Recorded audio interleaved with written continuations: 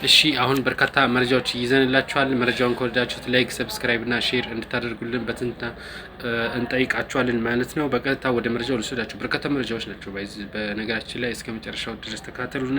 አንድም ንጹሃን ገለን አናውቅም ሲሉ እንግዲህ የአማራ ክልል ስላለው ጦርነት አንድ ባለስልጣን አነጋጋሪ የሆነ መልእክት ተናግረዋል። እንግዲህ በክልሉ በርካታ ጦርነቶች የተደረጉ ነው። ነገር ግን እነዚህ ባለስልጣን ምንም አይነት ንጹሃን አልተገደሉም ሲሉ ነው የገለጹ። አቶ ዘላለም መንግስቴ ይባላሉ። እነዚህ ባለስልጣን አንድም ንጹሃን ገለን አናውቅም ሲሉ ስለ አማራ ክልል ስላለው ጦርነት አነጋጋሪ ነገር ገልጸዋል። ነገር ግን በርካታ ንጹሃን እየተገደሉ ነው፣ እስከ ሐኪም ጭምርም እየተገደሉ እንደሆነ ነው። እንግዲህ ባለፈውም በመራ ቤቴ አንድ ሐኪም እንደተገደለ ነው እንግዲህ የተገለጸው።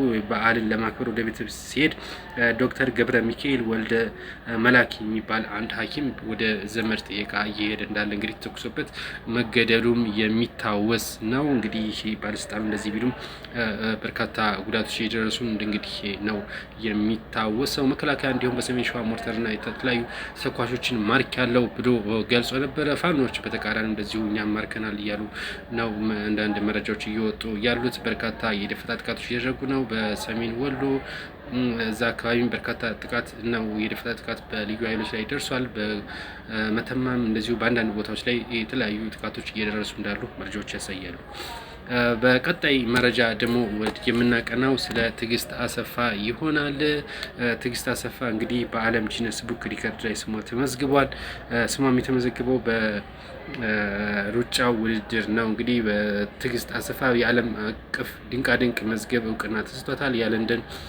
በለንደን ማራቶን ክብረ ወሰን በመስበር ያሸነፈችው አትሌት ትዕግስት አሰፋ ከዓለም አቀፍ የድንቃድንቅ መዝገብ ወርልድ ጊነስ ቡክ ሪከርድ እውቅና ተሰጥቷታል ነው የሚለው መረጃው። በሴት ሯጭ ብቻ ወይንም በወንድ ሯጭ የወንድ ሯጭ በሌለበት ማለት በሴቶች ብቻ በሌለበት በዓለም አትሌቲክስ የፕላቲኒየም ደረጃ በተሰጠው ማራቶን ትዕግስት 2 ሰዓት ከ15 ደቂቃ ከ50 ሰከንድ በመግባት አዲስ ክብረ ወሰን እንዳስመዘገበች ነው እንግዲህ መረጃዎቹ እየገለጹ ያሉት ማለት ነው። በቀጥታ ደግሞ ወደ ሌላኛው መረጃ ልውሰዳችሁ። ወደ አሜሪካው ፕሬዚዳንት ዶናልድ ትራምፕ ነው። ዶናልድ ትራምፕ እና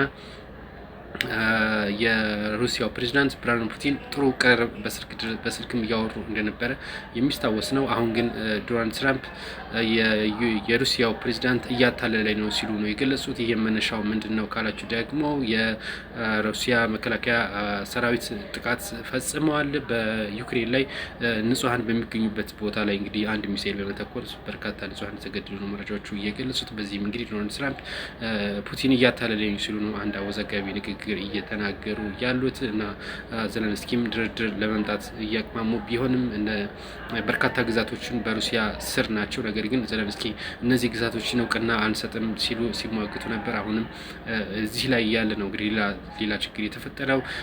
ዩክሬን በበኩሏ ለአሜሪካ ያው ማዕድን ከመፈት እንደምናስታውሰው ያን ማዕድን ፈቅዳለች እንግዲህ ለሩሲያ ማለት ነው። ስለዚህ ነገሩ እየረገበ መስሎ ነበር። አሁን ደግሞ እንደ አዲስ ሌላ ላይ ችግር ተፈጥሯል ማለት ነው። በዚህ ላይ ድርድሩ የሚሳካ አይመስልም ነው ማለት ነው። በቀጥታ አንድ መረጃ ልጨምራቸው። በዚህ ላይ ዶናልድ ትራምፕ እና ቻይና ከፍተኛ ውዝግብ ላይ ይገኛሉ።